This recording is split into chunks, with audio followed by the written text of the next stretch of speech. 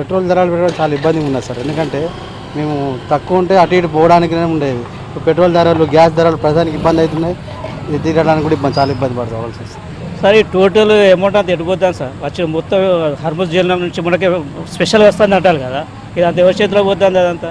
ఎవరి చేత ఎవరు ఎక్కువ అంటే ఎవరికి వస్తారు సార్? అది సామాన్య ప్రజలకు అసలు ఏనే లేదు.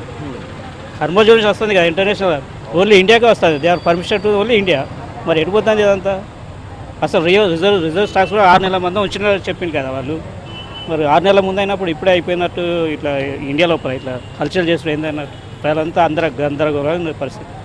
అంటే ఇప్పటి వరకు ఎంత సమస్య, మొన్నటి వరకు ఎలక్షన్స్ ఉన్నాయి, డిమానిస్ట్రేషన్ అప్పుడు కూడా ఇట్నే అయింది. ప్రజలంతా అల్లకొలం చేసింది ప్రజలను. మళ్ళీ ఇప్పుడు బిఫోర్, ఎందుకంటే ఇప్పుడే అనౌన్స్ చేస్తారు అదే ఎప్పుడైతుందో కానీ మొత్తానికి అదే ఇంటర్నేషనల్ మనకు వస్తుంది కదా స్టాక్ త్రూఅవుట్ ద మొత్తం వరల్డ్ లోపల మనకే పర్మిషన్ అనేది అరబ్ కంట్రీస్ నుండి, అరబ్ కంట్రీస్ ఓపెక్ కంట్రీస్ నుండి ఎక్కువ మనకే సప్లై వస్తుంది. So I think maybe 6 months stock ఉండవచ్చు మన ఇండియాలో according to my guess. But ఇది ఒక స్పెక్యులేషన్ చేస్తాను.